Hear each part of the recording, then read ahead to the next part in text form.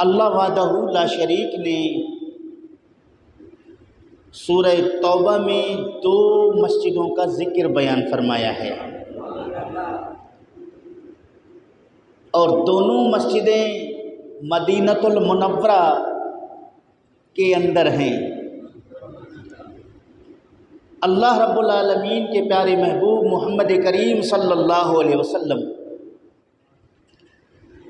مکہ المکرمہ سے ہجرت فرما کر مدینہ المنورہ میں تشریف لائے۔ رسول اکرم صلی اللہ تعالی علیہ وآلہ وسلم نے مدینہ منورہ میں جہاں سب سے پہلے پڑاؤ ڈالا، وہاں حضور اکرم صلی اللہ علیہ وآلہ وسلم کے صحابہ آپ صلی اللہ علیہ وسلم سے درخواست کی کہ اجازت ہو کہ ہم آپ کے لیے ایک کمرہ بنا دیں، گھر بنا دیں، جس میں آپ آرام فرما ہوں، گرمی کے موسم میں آپ راحت حاصل کریں، سکون حاصل کریں۔ یہ درخواست سن کر اللہ رب العالمین کے پیارے نبی حضرت محمد مصطفیٰ صلی اللہ علیہ وآلہ وسلم نے فرمایا کہ گھر نہیں بناتے ہیں بلکہ مسجد بناتے ہیں۔ اس مسجد میں اللہ رب العالمین کے دین کی دعوت دیں گے، اس مسجد میں اللہ رب العالمین کی عبادت کریں گے اور اسی مسجد میں آرام بھی کریں گے۔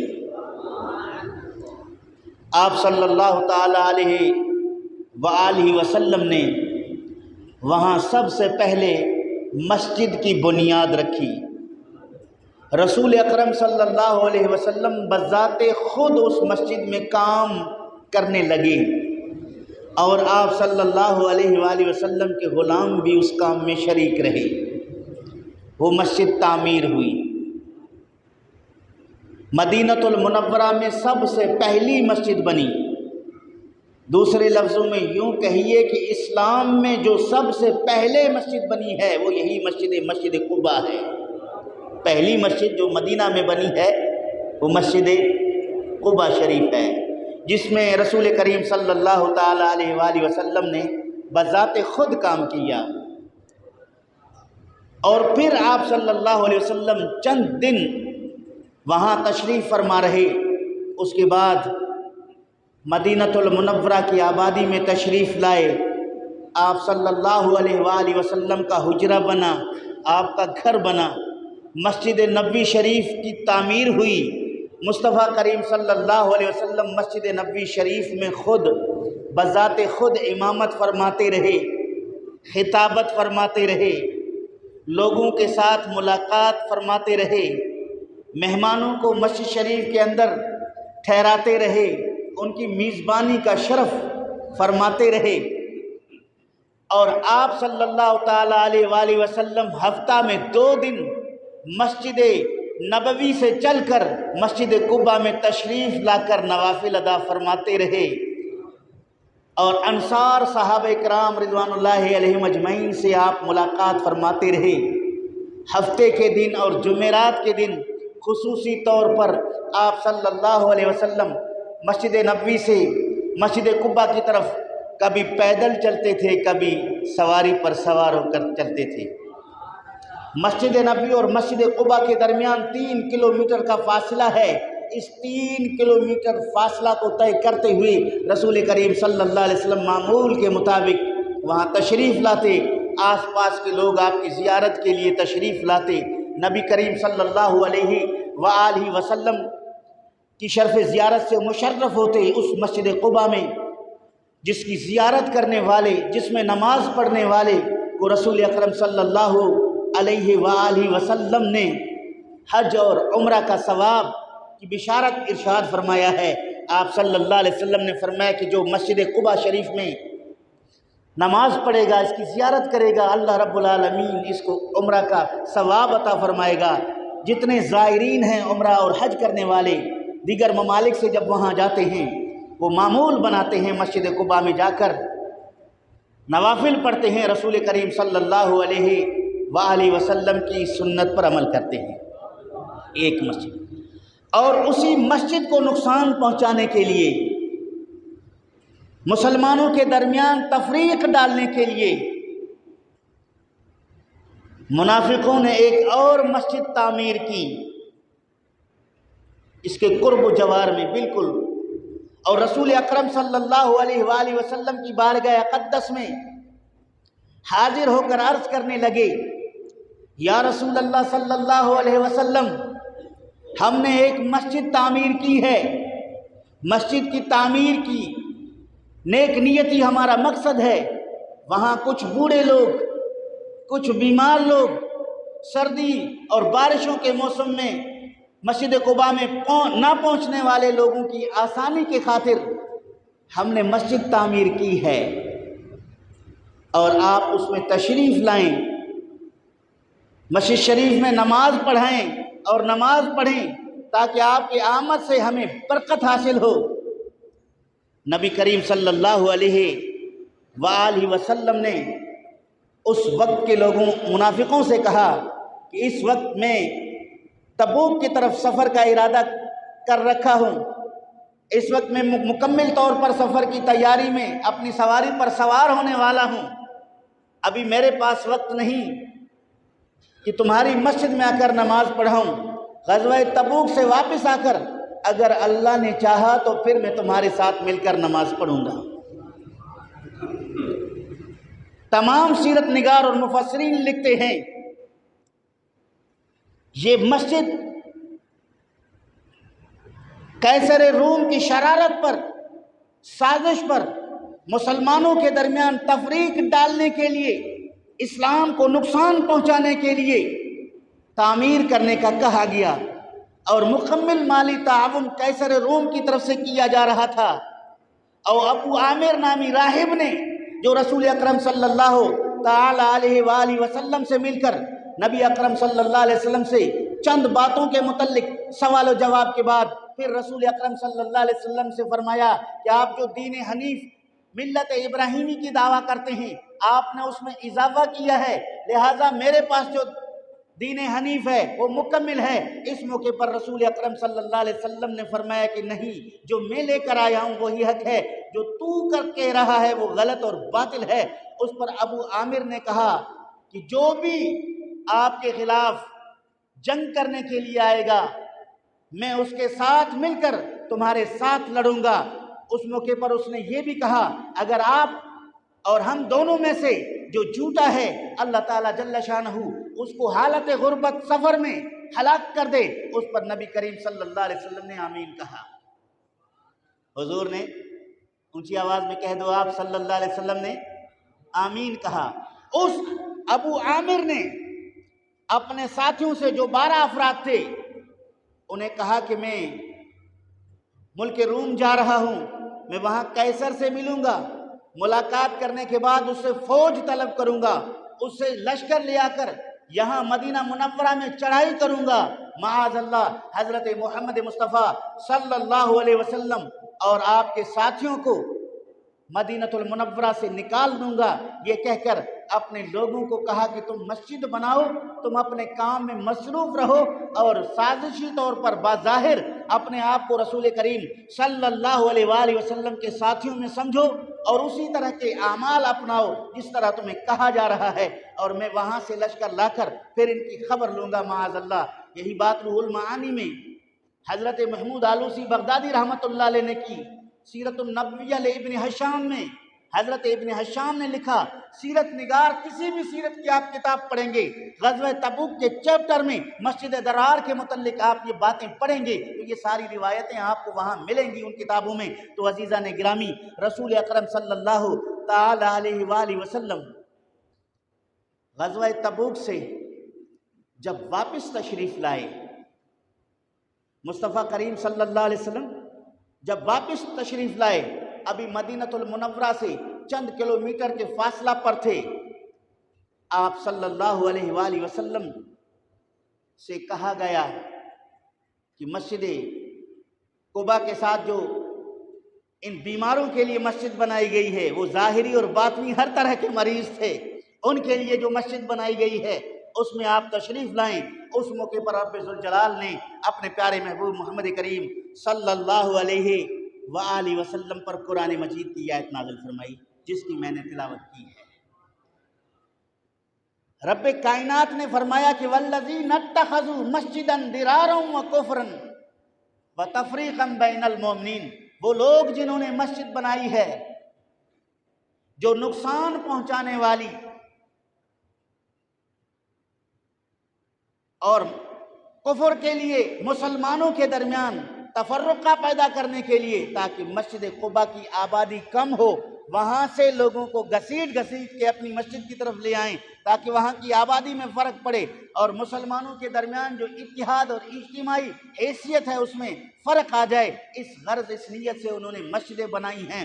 وَإِرْصَادًا لِمَنْ حَارَبَ اللَّهَ وَرَسُولَهُ، انتظار کر رہے ہیں اس کے متعلق جو اللہ اور اس کے رسول کا مخالف لے آئے، یعنی ابو عامر کا انتظار کر رہے ہیں۔ وہ ملک روم سے لشکر لے کر آئے، جب تک وہ آ جائے تب تک یہ مسجد میں اپنے کام کو خفیہ طور پر انجام دیتے رہیں۔ اللہ رب العالمین نے فرمایا وَلَا يَحْلِفُنَّ إِنْ أَرَدْنَا إِلَّا الْحُسْنَى، وہ اس پر ضرور قسم کھائیں گے کہ ہمارا جو ارادہ ہے وہ ہمارا ارادہ نیک ہے، ہمارا ارادہ نیک ہے۔ مفسرین نے الحسنہ کے ترجمہ کرتے ہوئے فرماتے ہیں وہ بظاہر یہ کہہ رہے تھے ہم نے جو ارادہ کیا ہے مسجد بنانے کا، اس کا مقصد نماز پڑھنا اور اللہ کا ذکر کرنا ہے۔ کیا مقصد ہے؟ نماز اور اللہ کا ذکر۔ صرف اس مقصد کے لیے ہم نے یہ مسجد بنائی ہے، حالانکہ مقصد جو قرآن نے بیان کیا وہ کیا ہے؟ وہ نقصان، کفر، تفرقہ ڈالنے کے لیے مسجد بنائی گئی ہے۔ پتہ چلا کہ مسجد وہ ہے جو صرف اللہ رب العالمین کے رضا کے لیے بنایا جائے، مسجد وہ ہے صرف مصطفیٰ کریم صلی اللہ علیہ وسلم کی شریعت کے لیے بنایا جائے، مسجد وہ ہے جس میں سنت مصطفیٰ صلی اللہ علیہ وسلم کے مطابق عبادت کی جائے۔ وہ ہرگز مسجد نہیں ہے جو مسلمانوں کے درمیان دھراڑے پیدا کرنے کے لیے بنائی جائے، جو تفرقہ بازی، گروپ بندی کے لیے بنائی جائے۔ قدیمی مسجد اہل سنت کے مسجد اور رسول کریم صلی اللہ علیہ وسلم کی امت کی صحیح مسجد کو نقصان پہنچانے کے لیے بنائی جائے، وہ مسجد مسجد نہیں ہے، اس کو گرانے کا حکم ہے، اس کو مسمار کرنے کا حکم ہے، اس کو ختم کرنے کا حکم ہے۔ یہ بات میں صرف خود سے نہیں کرتا، مفسرین نے اس پر بات کی ہے، میں آگے چل کر آپ کو دلائل دوں گا۔ رب کائنات نے فرمایا واللہ یشہد انہم لکاذبون، اے محبوب صلی اللہ علیہ وسلم اللہ گواہی دیتا ہے کہ یہ لوگ جھوٹے ہیں جو کہتے ہیں ان اردنا الا الحسنى، ہمارا ارادہ تو نیک نیتی پر مبنی ہے، ہم نے مسجد اللہ کی رضا کی خاطر تعمیر کی ہے تاکہ یہ مسجد میں لوگ نماز پڑھیں اور اللہ کا ذکر کریں۔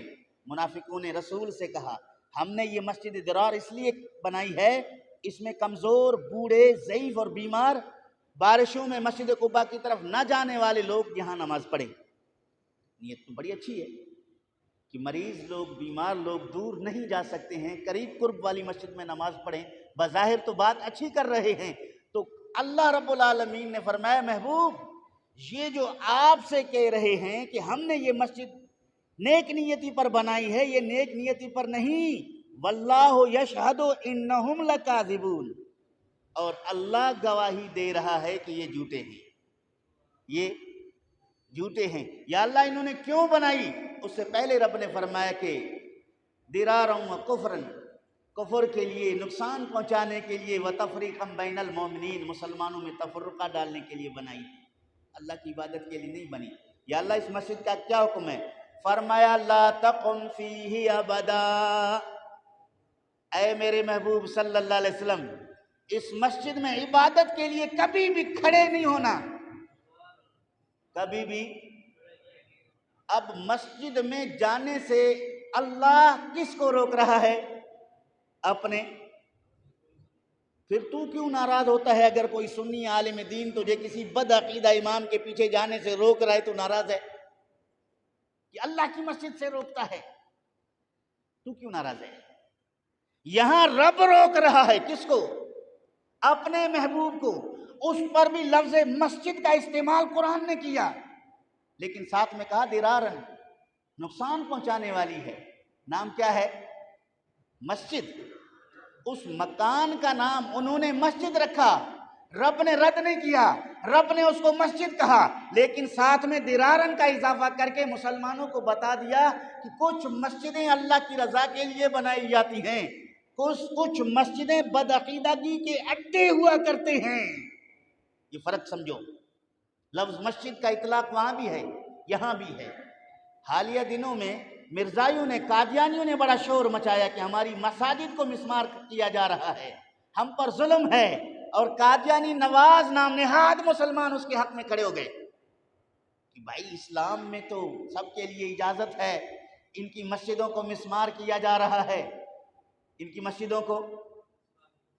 قادیانیوں کے لیے آئین میں یہ موجود ہے کہ وہ اپنی عبادت گاہ کو مسجد نہیں کہیں گے، وہ اپنی عبادت گاہ کو مسجد نہیں کہیں گے، وہ اپنی عبادت گاہ کو مسجد جیسی نہیں بنائیں گے، مینار، محراب، مسجد کی علامتیں اس کے اندر نہیں ہوں گی۔ کوئی مسلمان کو اعتراض نہیں ہے، آپ عبادت گاہ بنا دیں، جیسے بہت سارے جماعت خانہ بنائے کراچی میں بوریوں نے، جماعت خانے، کسی کو اعتراض نہیں ہے، ذکریوں نے ذکر خانہ بنا دیا ہے، کسی کو اعتراض نہیں ہے، ان کا ذکر خانہ ہے، وہ جانے ان کا کام۔ لیکن اگر بوہری اپنے اس جماعت خانے کو مسجد کہیں گے تو پھر جھگڑا، مسجد جیسی بنائیں گے پھر جھگڑا، اسی طرح اگر ذکری اپنے ذکر خانے کو مسجد کہیں گے تو جھگڑا۔ قادیانیوں کو آئین میں کہا گیا کہ تم اپنی عبادت گاہ کو مسجد، بولے مسجد نہیں کہو گے، اس پر مسجد کا اطلاق نہیں ہوگا، اور مسجد کی صورت میں بھی نہیں بنائی جائے گی۔ جب یہ بات بنائی ہے، اگر کہیں قادیانی مسلمان کو دھوکہ دینے کے لیے مسجد بنا دے اور اس مسجد کے بورڈ پر لکھ دے مسجد احمدی، حضرت احمد صلی اللہ علیہ وسلم نبی پاک کا نام بھی ہے، مسلمان کو شبہ ہو گیا کہ یہ محمدی، احمدی، یہ جو مسجدیں ہیں یہ تو مسجدیں ہیں، تو لہٰذا اس دھوکہ سے بچنے کے لیے، مسلمانوں کو بچانے کے لیے آئین نے فیصلہ کر دیا کہ وہ اپنی مسجد، عبادت گاہ کو مسجد نہیں کہیں گے۔ فرمایا لا تقم فیہ ابدا، اس میں ہرگز کھڑے نہیں ہونا۔ یہ میرے ہاتھ میں تفسیر روح المعانی، تفسیر روح المعانی کے بزرگ فرماتے ہیں کہ نبی کریم صلی اللہ تعالی علیہ وآلہ وسلم نے اس مسجد کے متعلق کیا حکم فرمایا، اس کے متعلق فرمایا عن ابن عباس، حضرت ابن عباس سے روایت ہے کہ بعض لوگوں نے نبی کریم صلی اللہ علیہ وسلم کی خدمت میں آئے، قال لہم ابو عامر، انہیں ان کے سردار ابو عامر نے کہا کہ وَبْنُوا مَسْجِدَ، ایک مسجد بناؤ، وَاسْتَعِدُّوا مَا اسْتَطَعْتُم مِّن قُوَّةٍ وَصَلَاحٍ، جتنی قوت اور طاقت حاصل کر سکتے ہو مسلمانوں کو نقصان پہنچانے کے لیے وہ کرو۔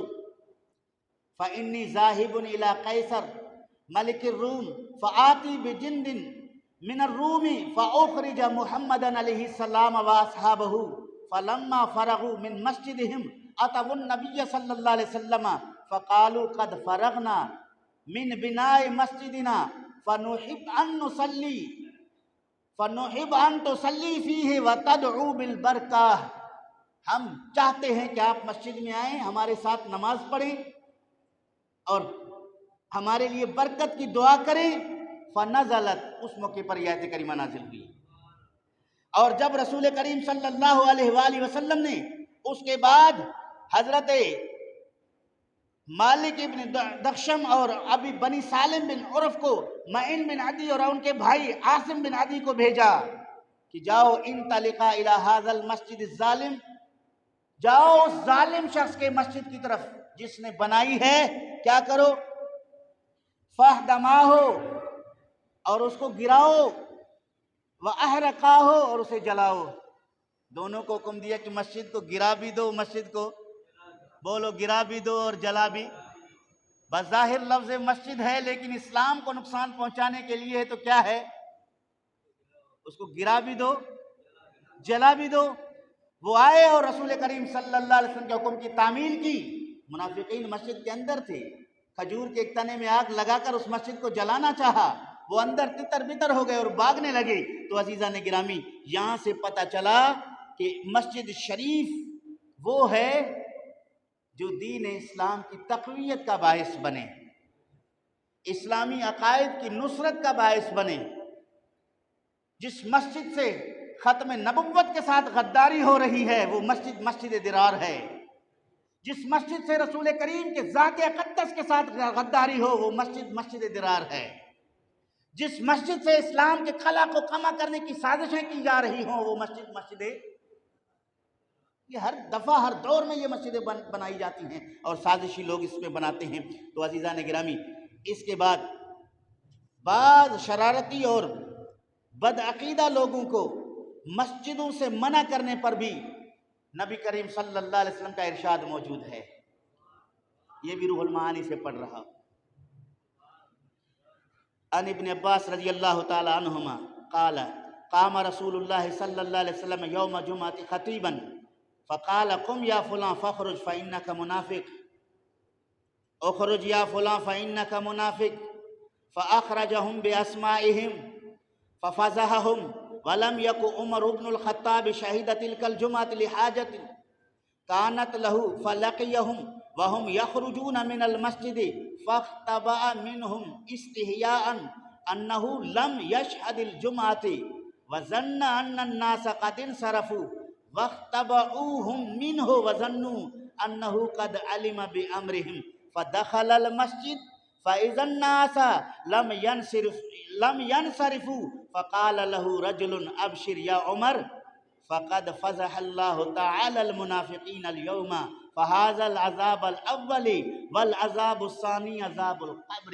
رسول اکرم صلی اللہ علیہ وآلہ وسلم حضرت عبداللہ ابن عباس فرماتے ہیں ایک دن نبی کریم صلی اللہ علیہ وسلم جمعۃ المبارکہ کے خطبہ ارشاد فرمانے کے لیے ممبر پر تشریف لائے اور آپ صلی اللہ علیہ وسلم نے فرمایا او فلاں نکل جا تو منافق ہے، او فلاں تو نکل جا منافق ہے، او فلاں تو نکل جا منافق ہے۔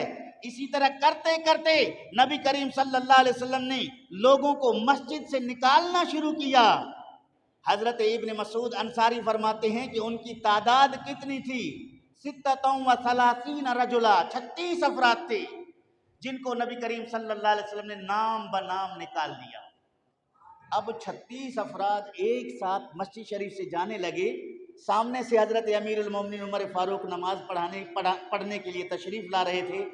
حضرت عمر فاروق رضی اللہ تعالیٰ عنہ نے ان لوگوں کو مسجد سے باہر جاتے ہوئے شرمندگی محسوس کی کہ میں نے سستی کی ہے، لیٹ ہو گیا ہوں، گھڑی تو نہیں تھے نا، 2 بجے جو جامع مسجد نورانی میں نماز ہے، ابھی 10 منٹ باقی ہے، مقتدی کو گھڑی دیکھ کے پتہ چلتا ہے کہ نکلنے والے ویسے جا رہے، نماز کا بھی ٹائم ہے۔ اس وقت گھڑی نہیں تھے، لوگوں کے نکلنے اور آنے سے پتہ چلتا تھا کہ نماز ہو گئی ہے یا نہیں۔ 36 افراد کو حضرت عمر فاروق نے جاتے ہوئے دیکھا تو یہ محسوس کیا کہ نماز ختم ہو گئی ہے اور آپ اپنے اندر سے شرمندگی محسوس کر رہے تھے کہ مجھ سے آج یہ جمعہ قضا ہو گئی ہے۔ اور ادھر منافقوں نے بھی شرمندگی محسوس کی۔ ایک عمر کو پتہ نہیں تھا چونکہ وہ مسجد میں نہیں تھے، انہیں بھی پتہ چل گیا کہ ہم ذلیل ہو کے نکالے جا رہے ہیں، لیکن حضرت عمر ان کو دیکھ کے واپس نہیں لوٹے، مسجد کی طرف جانے لگے۔ جب آپ مسجد میں داخل ہوئے تو دیکھا کہ لوگ موجود ہیں، ابھی نماز نہیں۔ مسجد کے اندر جب تشریف لائے دیکھا کہ ابھی لوگ بیٹھے ہیں، نماز ختم نہیں ہوئی۔ ان میں سے ایک صحابی نے حضرت عمر فاروق کو کہا مبارک ہو، بشارت دی، خوشخبری دی کہ اللہ رب العالمین نے آج منافقوں کو رسوا کر دیا اور اللہ رب العالمین کے پیارے محبوب محمد کریم صلی اللہ علیہ وسلم نے ان کو مسجد سے نکال دیے۔ پتہ چلا کہ جو دین میں دھراڑیں ڈالنے کے لیے مسجدوں میں آتا ہے، نفاق پھیلانے کے لیے مسجدوں میں آتا ہے، مسلمانوں کے عقائد میں وسوسے ڈالنے کے لیے مسجدوں میں آتا ہے، ایسے شرارتی شخص کو مسجد سے روکنا مصطفیٰ کریم کی سنت ہے۔ ایسے شرارتی شخص کے درس پر پابندی لگانا مصطفیٰ کریم کی سنت ہے۔ ایسے شرارتی شخص کے جرگہ میں بیٹھنا، ان بیٹھنے والوں کو وہاں سے اٹھنے کا حکم دینا، یہ مصطفیٰ کریم کی سنت ہے۔ اگر آپ اس طرح اجازت دو آج کے فتنے کے دور میں، یہودی بھی مسلمانوں کے روپ میں آئیں گے، عیسائی بھی مسلمانوں کے روپ میں آئیں گے، مرزائی بھی مسلمانوں کے روپ میں آئیں گے، دیگر مذاہب باطلہ کے لوگ بھی مسلمانوں کے روپ میں آئیں گے۔ اور 2-4 باتیں اسلام کی کرنے کے بعد پھر آپ کے دلوں میں وہی زہر ڈال دیں گے جو وہ لے کر آئے تھے۔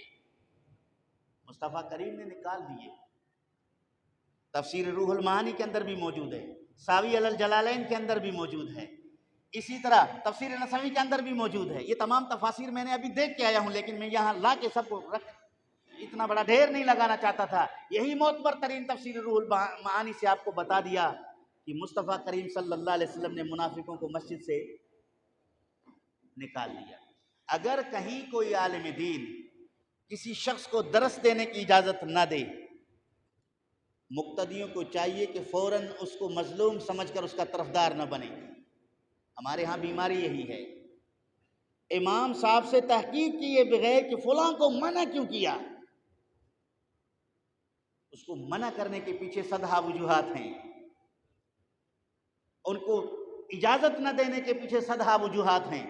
ہاں، مسجد سے اللہ رب العالمین کے ذکر کرنے سے روکنا، نماز سے روکنا، یہ ظلم ہے۔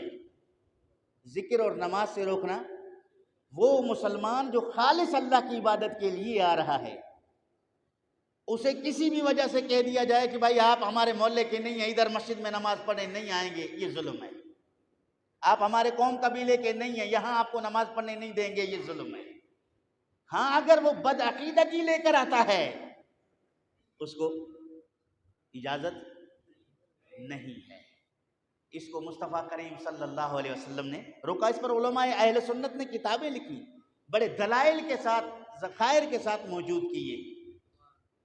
اور آج کل صلح کلیت کے مدعی جو کہتے ہیں کہ ہم چرچ میں بھی جا کے نماز پڑھتے ہیں، تو عیسائیوں کو بھی میلاد منانے کی اجازت اپنی مسجد میں دے دو، میلاد عیسیٰ منائیں۔ کیسے اجازت دیں گے آپ؟ عیسائی کو اگر حضرت عیسیٰ علیہ السلام کی میلاد منانے کی اجازت دیں گے تو عیسائی میلاد عیسیٰ کیسے مناتا ہے کہ عیسیٰ اللہ کا بیٹا ہے؟ معاذ اللہ، وہ اللہ کے پیغمبر کا ذکر صرف نہیں کرتا، وہ تو اس کو اللہ کا بیٹا کہے گا۔ قل هو اللہ احد اللہ الصمد لم یلد ولم یولد کا انکار کرے گا اور اس کا مذاق اڑائے گا۔ آپ کہیں گے نہیں تو ہم انسانی ہمدردی کے جاتے ان کے وہاں جاتے ہیں تو وہ ہمارے یہاں آئیں گے، نہیں، اس کی اجازت نہیں ہے۔ اگر کسی قادیانی کو آپ مسجد کے اندر درس دینے دیں گے، وہ آپ کو کہے گا کہ ہمارے مرزا پر کلمہ پڑھو، اس کا شریعت مان لو، وہ بروزی، عارضی، ذلی نبی ہے، فلاں فلاں قسم کا نبی ہے، مجدد ہے، تو آپ کی عقیدہ ختم نبوت میں فرق پڑے گا۔ اسی طرح دوسرے بدعقیدہ شخص آئیں گے، نبی کریم صلی اللہ علیہ وسلم کی شخصیت کے متعلق بات کریں گے۔ حضور کو تو دیوار کے پیچھے کا معاذ اللہ علم نہیں تھا، حضور کو نہیں پتا تھا کہ میرے ساتھ کیا ہوگا، تمہارے ساتھ کیا ہوگا، تو وہ اس طرح کی باتیں آپ کی مسجد میں کرے گا۔ تو لہٰذا اس وجوہات کے بنا پر مذاہب باطلہ کے درس پر پابندی قرآن و سنت کے عین مطابق ہے، بلکہ مصطفیٰ کریم صلی اللہ علیہ وسلم کی سنت سے ثابت ہے۔ تو مسجد شریف میں آئیں وہ جو اللہ کی تعریف کریں، مصطفیٰ کریم نہیں ہونا۔ لَمَسْجِدٌ أُسِّسَ عَلَى التَّقْوَى مِنْ أَوَّلِ يَوْمٍ أَحَقُّ أَن تَقُومَ فِيهِ، وہ مسجد جس کی بنیاد تقویٰ پر ڈالی گئی ہے وہ اس سے زیادہ حقدار ہے کہ آپ اسی میں کھڑے رہیں، یعنی مسجد قباء، یعنی مسجد قباء جس مسجد کی بنیاد تقویٰ پر رکھی گئی ہے، آپ بجائے یہاں جائیں، آپ یہاں نہ جائیں، آپ وہاں جائیں۔ پتہ چلا کہ جہاں اللہ کے برگزیدہ بندے مسجدوں کے اندر، نیک دیندار مصطفیٰ کریم کے غلام مسجدوں کے اندر فائز ہیں، دین اسلام کی خدمت کر رہے ہیں، تو ان کی خدمت کر لینی چاہیے۔ میں آپ تمام احباب سے درخواست کر رہا ہوں کہ مسجد شریف کا کام ہو رہا ہے، آپ تمام کے نظروں کے سامنے ہے، مجھے کہنے کی ضرورت نہیں تھی، لیکن تعاون نہ ہونے کے برابر ہوا کرتا ہے، لہٰذا میں آپ تمام احباب سے گزارش کرتا ہوں کہ مسجد شریف کے رنگ و روغن دیگر تعمیراتی معاملات میں بڑھ چڑھ کر حصہ لیں۔ اللہ تعالیٰ جل شانہ آپ کا ہدیہ قبول فرمائے گا۔ مسجد شریف میں ہر طرح کا تعاون ہر وقت کریں اور خاص طور پر اس میں کسی طرح پیچھے نہ رہیں۔ اللہ تعالیٰ جل شانہ اہل سنت کی مساجد کو آباد اور قائم و دائم رکھے۔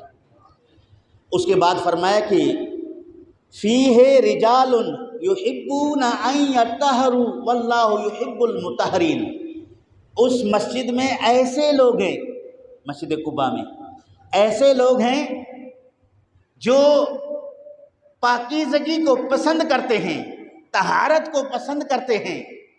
اللہ رب العالمین پاک اور صاف رہنے والے لوگوں سے محبت فرماتا ہے، اللہ انہیں پسند فرما دیتا ہے۔ نبی کریم صلی اللہ علیہ وسلم مسجد قباء میں تشریف لائے، چند انصار صحابہ مسجد قباء شریف میں موجود تھے، مسجد قباء کے محلے والے تھے۔ آپ صلی اللہ علیہ وسلم نے انہیں سلام کہا کہ تم کامل مومن ہو اور تمہاری طہارت اور پاکیزگی کا اللہ رب العالمین خود تعریف فرما رہا ہے۔ بتاؤ تم کس طرح کی طہارت کرتے ہو، کس طرح کی پاکیزگی اختیار کرتے ہو جو اللہ کو پسند ہے؟ تمہاری صفائی ستھرائی طہارت کس طرح کی ہے جس کی تعریف اللہ نے قرآن میں کر دیا؟ انہوں نے کہا یا رسول اللہ صلی اللہ علیہ وسلم، ہم نماز کے لیے وضو کرتے ہیں، نماز کے لیے وضو کرتے ہیں، حالت جنابت میں آئے تو غسل کرتے ہیں، غسل واجب ہو تو فوراً غسل کر لیتے ہیں، تاخیر نہیں کرتے، چونکہ اللہ کو پاکیزگی پسند ہے۔ غسل کے مسئلے بھی مسلمانوں کے اندر مفقود ہوا جا رہا ہے۔ کم سے کم از کم ہر مسلمان غسل میں اتنا تاخیر نہ کرے کہ گناہ گار ہو جائے۔ سورج طلوع ہونے سے پہلے وقت فجر میں غسل کر کے نماز فجر ادا کر لے۔ اگر اس میں تاخیر کیا تو گناہ گار ہے، اس میں تاخیر کیا تو ایک ناپاک رہنے کی وجہ سے گناہ گار ہے، دوسرا فجر کی نماز ترک کرنے کی وجہ سے گناہ گار ہے۔ اس میں غفلت برتی جاتی ہے، اللہ تعالی ہدایت کی توفیق نصیب فرمائے۔ تو یہاں میں نے ضمناً بات کی ہے، یہاں رب ذوالجلال کے محبوب نے ان انصار صحابہ سے پوچھا تمہاری پاکیزگی طہارت کس طرح کی ہے جس کی تعریف اللہ رب العالمین فرماتا ہے؟ انہوں نے کہا یا رسول اللہ، ہم نماز کے لیے وضو کرتے ہیں، غسل واجب ہو تو فوراً غسل کر کے پاک ہو جاتے ہیں، ایک۔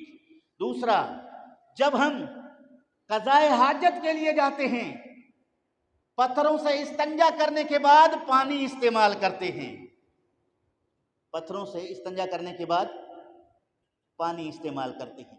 اس وقت پانی کی قلت کی وجہ سے، چونکہ فقہی مسئلہ بھی یہی ہے، اگر پتھر سے صحیح طور پر غلاظت کو دور کر دیا گیا ہے تو پاکیزگی کا حکم لگایا جاتا ہے، پانی سے دھونا فرض نہیں ہے، لیکن رب ذوالجلال نے پانی سے دھونے والوں کو پسند فرما دیا، تو لہٰذا ڈیلے سے استنجا کرنے کے بعد پانی سے استنجا کرتے ہیں۔ چونکہ عرب میں اکثر ڈیلا استعمال کرتے تھے، اس کے بعد پانی استعمال نہیں ہوا کرتا تھا، تو نبی کریم صلی اللہ علیہ وسلم کی یہ حدیث بھی ہے کہ آپ صلی اللہ علیہ وسلم نے فرمایا کہ صبح تم جیسے ہی نیند سے اٹھتے ہو تو برتن میں ہاتھ نہ ڈالا کرو، برتن میں ہاتھ نہ ڈالا کرو، پہلے اپنے ہاتھ دھو لیا کرو، کیونکہ تم نہیں جانتے کہ رات تم نے ہاتھ کہاں کہاں لگائے ہیں، این باتت یدہ، تمہارے ہاتھ کہاں کہاں لگے ہیں تم نہیں جانتے، لہٰذا پہلے ہاتھ دھو لیا کرو۔ اس کے شارحین نے کہا کہ عرب میں چونکہ تہہ بند استعمال کیا جاتا تھا اور پھر وہ ڈیلے سے استنجا، پتھر سے استنجا کرتے تھے، پسینہ آنے کی وجہ سے وہ مقام استنجا ناپاک ہو جایا کرتا تھا، اس میں بے خبری میں ہاتھ لگنے کی وجہ سے ہاتھ ناپاک ہو جایا کرتے تھے، اس لیے مصطفیٰ کریم صلی اللہ علیہ وسلم نے انہیں حکم دے دیا کہ صبح اٹھتے ہی برتن میں ہاتھ نہ ڈالو، پہلے کیا کرو، ہاتھ دھو لو، تم نہیں جانتے کہ تم نے رات نیند میں تمہارے ہاتھ کہاں کہاں صرف ہوئے ہیں۔ تو عزیزان گرامی، یہاں انصار صحابہ نے استنجا ڈیلے سے، پتھر سے کرنے کے بعد پانی کو استعمال کرنے کا ذکر کیا۔ مصطفیٰ کریم نے فرمایا کہ یہی وجہ ہے کہ اللہ رب العالمین تمہاری طہارت کی تعریف فرما رہا ہے۔ پتہ چلا کہ پاکیزگی محبوب عمل ہے، پاکیزگی محبوب عمل ہے۔ مسلمانوں کو چاہیے کہ بول و براز کے وقت طہارت کا خاص خیال رکھیں، نماز کا وقت ہو یا نہ ہو، پہلے ہر مسلمان کو نمازی ہونا چاہیے، خاص طور پر اپنے لباس اور جسم کی پاکیزگی کا خیال رکھنا چاہیے، چونکہ اس کا اگر دوسرا معنی الٹ دیکھو گے، جو طہارت اختیار نہیں کرتا، جو پاکیزگی اختیار نہیں کرتا، یقیناً اللہ اسے پسند نہیں فرماتا۔ جو طہارت اختیار کرتا ہے اللہ اس کو پسند فرماتا ہے، جو طہارت اختیار نہیں کرتا، جواب کیا ہے، پسند نہیں فرماتا۔ تو اللہ کے بندے وہ کام کریں جس کو اللہ رب العالمین پسند فرمائے۔ اللہ رب العالمین کے پیارے محبوب محمد کریم صلی اللہ علیہ وآلہ وسلم پسند فرمائے۔ تو عزیزان گرامی، یہاں دو قسم کی مسجدوں کا ذکر ہوا۔ ایک مسجد درار جس کو نقصان کے باعث منافقوں نے بنایا، اس میں نماز پڑھنے سے اللہ نے اپنے محبوب کو روکا، اور پھر رسول کریم نے اس مسجد کے وجود کو قائم رہنے نہیں دیا۔ آپ صلی اللہ علیہ وسلم نے اس کو گرا کر جلانے کا حکم دے دیا۔ میں اس میں مزید تحقیق کرتے ہوئے، آخری بات کر رہا ہوں، میں اس میں مزید تحقیق کرتے ہوئے کتب کا مطالعہ کر رہا تھا کہ اس پر علماء کرام کے کیا ارشادات ہیں۔ مجھے بڑا افسوس ہوا کہ ایک عالم دین کا، جو بظاہر اپنے آپ کو مفسر اور عالم دین کہتا ہے، اس کا میں نے جلالین شریف کا اردو ترجمہ اور تشریح کمالین کو دیکھا اسی آیت کریمہ کے ضمن میں۔ اس نے لکھا کہ رسول کریم صلی اللہ علیہ وسلم نے مسجد کو شہید کرا دیا۔ کیا کرا دیا؟ شہید متبرک چیز کے لیے کہا جاتا ہے کہ کسی بابرکت چیز کو گرانے پر لفظ شہید کا استعمال ہوتا ہے، کسی منحوس ترین چیز کو گرانے یا ہٹانے پر شہید کا لفظ استعمال نہیں کیا جائے گا۔ اس مسجد کو مصطفیٰ کریم نے گرایا ہے غضب میں آ کر، اللہ اور اس کے رسول ناراض ہو گئے، اس کے گرانے کا حکم ملا۔ مولوی صاحب اردو دانی میں وہاں شہید کا لفظ استعمال نہیں کیا جائے گا، منہدم کرنے کا لفظ مترجمین نے استعمال کیا، گرانے کا لفظ، ڈھانے کا لفظ استعمال کیا۔ کسی ایک مفسر نے بھی اردو میں اس کو شہید کا نام نہیں دیا سوائے مولوی نعیم کے، جو کمالین کا مترجم اور شارح ہے۔ تو عزیزان گرامی، یہاں سے پتہ چلا کہ علماء ترجمہ کرتے ہوئے بھی لفظوں پر غور کریں، ایسا نہ ہو کہ اس پہ مسلمانوں کو مغالطہ ہو۔ پھر رسول کریم صلی اللہ علیہ وسلم نے اس جگہ کو غلاظت کا ڈھیر بنا دیا۔ آپ نے فرمایا کہ اس پر غلیظ جو چیزیں ہیں، کچرا، کوڑا کرکٹ جو ہے وہاں ڈال دیا کرو، تاکہ اس جگہ کی نحوست جو ہے ظاہر ہو جائے، منافقوں کے لیے عبرت کا سبب بن جائے اور مسلمانوں کے لیے درس ہدایت بن جائے کہ جو اڈے اسلام کے دشمنی کے لیے قائم کیے جائیں، خواہ اس کو مسجد کا نام دیا جائے تو بھی وہ دشمن اسلام کا گھر ہے، وہ قابل احترام نہیں، چاہے اس کو بیت اللہ کا نام دیا جائے، کچھ بھی نہیں، کیونکہ اصل جگہ وہ ہے جس میں اللہ اور اس کے رسول صلی اللہ علیہ وسلم کا ذکر ہو۔ تو عزیزان گرامی، مسجدیں ہر طرح کی پائی جاتی ہیں۔ بعض مسجدوں میں دین اسلام کی خدمت اور بعض مسجدوں میں مسلمانوں کے درمیان دراڑیں ڈالنے کی سازشیں کی جاتی ہیں، جو کہ قرآن مجید کی سورہ توبہ 11واں پارہ کے اندر یہ واضح ہے کہ ایک مسجد قباء جس کی بنیاد تقویٰ پر ہے، ایک دوسری مسجد درار جس کی بنیاد جو ہے تفریق بین المومنین ہے۔ تو اللہ تعالیٰ جل شانہ ہمیں تفرقہ بازی سے بچائے اور اللہ رب العالمین ہم سب کو ایک بنائے۔ تو اللہ تعالیٰ جل شانہ مسجدوں کو آباد کرنے والے بنائے، اللہ تعالیٰ مسجدوں کے خدمت گزار بنائے۔ جو میں نے باتیں بیان کی ہیں، یہ تمام کا ماخذ یہ تفسیر روح المعانی ہے۔ دیکھیں، یہ جتنی باتیں میں نے اس سے بعض عبارتیں پڑھ کے کی ہیں، بعض کا میں نے اردو میں خلاصہ تشریح بیان کیا ہے، یہی تفسیر روح المعانی اس کا ماخذ رہا۔ تفسیر ابن کثیر سے بھی میں نے استدلال کیا ہے اور تفسیر نصفی سے بھی میں نے استدلال کیا ہے۔ تو عزیزان گرامی، اسی طرح تفسیر ساوی علی الجلالین سے بھی میں استدلال کیا ہے۔ یہ تمام معتبر ترین علماء کی کتب ہیں، اس کے علاوہ کسی اور جگہ سے میں نے کچھ بھی بیان نہیں کیا۔ اللہ تعالیٰ جل شانہ عمل کی توفیق نصیب فرمائے۔